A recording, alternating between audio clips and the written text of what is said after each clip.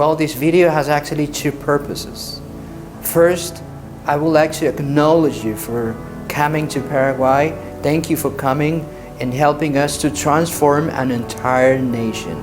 So thank you for helping fostering development, social justice, and values in our country. I believe this is possible, and you know what happened when a group of people believe something strongly, right? So secondly, I would like to answer you perhaps some of the questions you have just coming to Paraguay. For example, why did I come? I hope not. Or did I make it right? Yes, you did it right. So how important is for Paraguay what I can do for them? You may wonder that. Or what could be the effect of Paraguay on Paraguay of my work here? Right. But what about the question, how is Paraguay like? Well, let me tell you, Paraguay is an amazing country, but is different from the rest of Latin American countries. Unlike the rest, is a country in reconstruction, not a country in construction. How is that? Well, it turns out we achieved prosperity in the past. We achieved so many things that no one else achieved in Latin America so far. So, for example, let's just say commitment. Well, we'll be reconstructing commitment in this country. What about attitude? Yes, also we will be reconstructing it. And what about hard work? Yes, absolutely. So why is that important? Because that alone is telling us something very important. It is possible. So Paraguay was different from the beginning, since we became independent from Spain in 1811. Because in this country, a different type of vision were established. We desperately wanted to be independent from any external power. So according to historians, Paraguay was the only Latin American country that conquered absolute independence, both economically and politically speaking, from any external power. Our beliefs in respect to what a country is supposed to be were different, and so our conduct was different. So as a consequence, we conquered things absolutely unimaginable for that time, like, for example, the highest literacy rate of the world for more than 20 years. While here was 99% of literacy rate, in Russia was only 10%, in England was about 55%, in America was 50%, and in Spain, who dominated the Americas for 300 years, was only 25%. So imagine having a literacy rate higher than 99%. That was amazing. Paraguay actually had no external debts, has no slavery, no poverty, no crimes of any type. So the vision created prosperity and social justice like nowhere else in this planet. Railroads, telegraphs, ships, factories of any type, a country of the Industrial Revolution. Somehow we share the industrial vision of the northern states of the United States, but different in respect to the southern colonialist states. You know that, right? So let's say, for example, what the United States Commissioner to Paraguay by 1960 said about Paraguay, Charles Washburn. Paraguay is the most powerful nation in the New World after the U.S.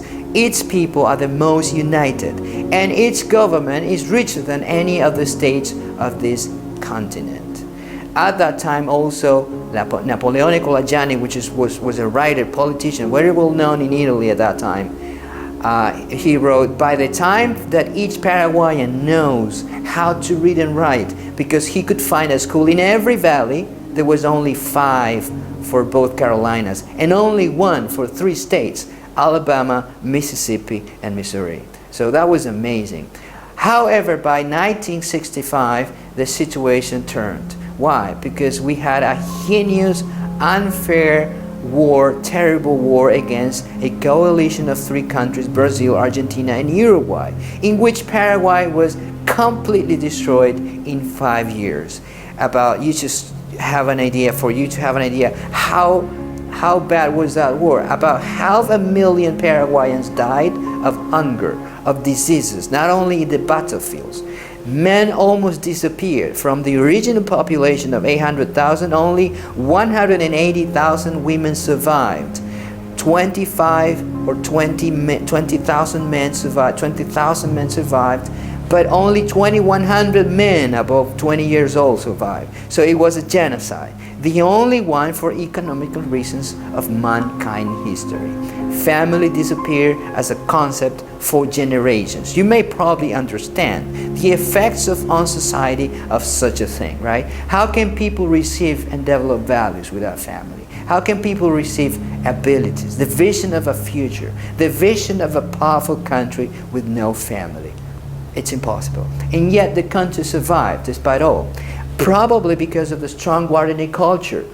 Actually, 90% of the population uses still Guarani, an official language for us, despite only 7% of the Guarani blood actually runs throughout our veins because of an after-war huge migration coming from Italy, Lebanon, Spain, Syria, Germany, Japan, Korea. So even more, according to our findings, a big percentage suffer an unknown disease by that time. PTSD, have you heard about that? Post-traumatic stress disorder that led us, not us, the women of that time, the survivors of the war, a permanent loss of the most important ability for education. And this is Science 2016. Empathy, right? So what is empathy? It's the ability to connect with people, to connect with feelings, the ability to construct fair societies. Well, for most of the survivor women who were the mothers of the first generation, this was so bad. How can you transmit values without empathy? It's impossible. How can you construct respect without empathy? No way. So we believe that such situation somehow left profound effects on Paraguayan education. And we believe what we're living now is nothing but the post-war era. So you may now understand what happened. So I think you're now probably exactly where God wants you to be, fighting with us at the front line, helping in the reconstruction of a great nation, Paraguay. So in a country in reconstruction, you know that people do more than what is just expected to be done, right? This is what we have to do. And you are definitely the people doing the extra mile. You are, my friends, willing to do extraordinary things for people that you don't even know. Well, that has a name. That is love, true love. And we know that this kind of love is not a feeling, but it's a decision. The one that makes a change, right? You already made the decision to love us, and we really appreciate that. And there is only one way we can give that back, with more love and success, right? And what we have now is a profound educational problem with 4 specific weak areas in terms of critical abilities, such as empathy, discipline, language, and critical thinking, which, by the way, are the 4 pillars on which literally any educational goal is being achieved or is being constructed. So you're coming here, guys, helping us develop values through roundtables, which is exactly the way these things has to be done, has to be constructed. This is amazing.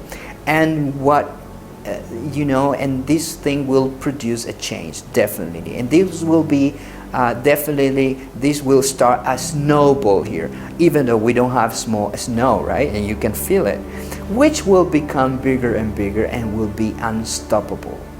I believe that. You believe that probably.